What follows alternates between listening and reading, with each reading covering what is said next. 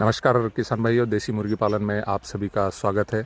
आज हम 1000 देसी मुर्गियों का बिजनेस प्लान इसके बारे में बातचीत करने वाले हैं।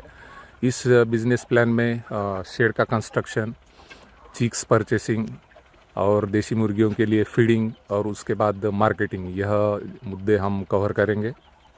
बहुत सारे हमारे किसान भाई हैं जो थोड़ा बड़े पैमाने पे देसी मुर्गी पालन करना चाहते हैं, जिसमें 1000 मुर्गियों पर हमें अच्छा प्रॉफिट मिलता है। तो इसी के लिए हमने आज का ये टॉपिक रखा है 1000 मुर्गियों का बिजनेस प्लान जो है, इसके बारे में हम बातचीत करने वाले हैं। इसमें पहला पार्ट आता है वह है शेड का कंस्ट्रक्शन, क्योंकि जब भी हमें अच्छा बिजनेस करना है तो स्टार्टिंग से हमें पूरी तैयारी करनी पड़ती है। और इसमें सबसे पहली तैयारी रहती है कि 1000 देसी मुर्गियों के लिए हमें 1500 स्क्वायर फीट का शेड लगेगा। और आज के हिसाब से हम अगर देखते हैं कि 1500 स्क्वायर फीट का हमें शेड कंस्ट्रक्ट करना है तो लंबाई हमें 50 फुट की लेनी पड़ेगी और चौड़ाई जो है 30 फीट की लेनी पड़ेगी। इस तरह हमारा 1500 स्क्वायर फीट का शेड हो जाएगा।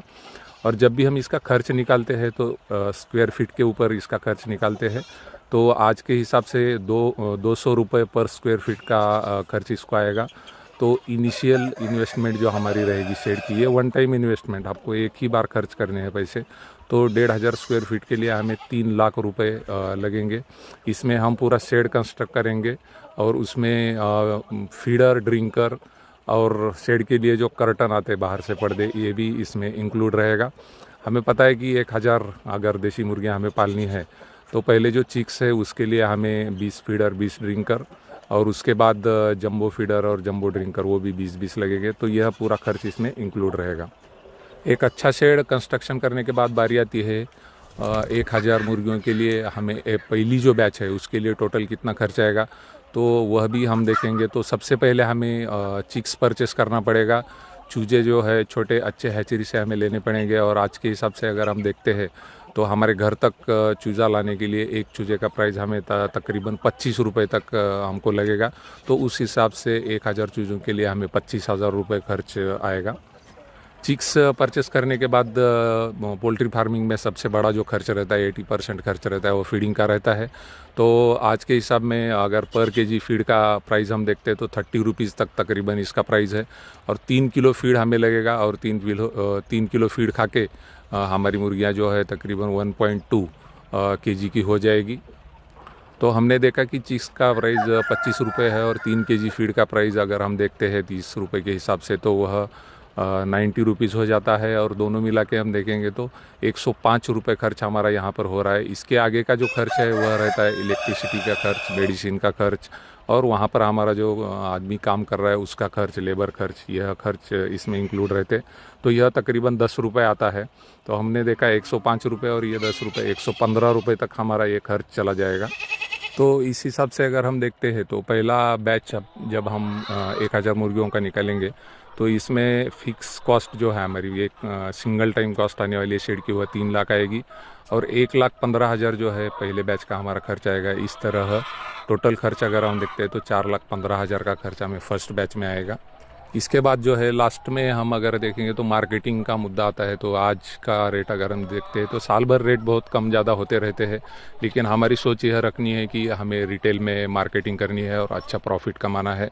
और 1000 मुर्गियों में अगर हम 5% भी मॉर्टेलिटी पकड़ते हैं तो उस हिसाब से तकरीबन 50 जो है हमारी मॉर्टेलिटी हो जाएगी।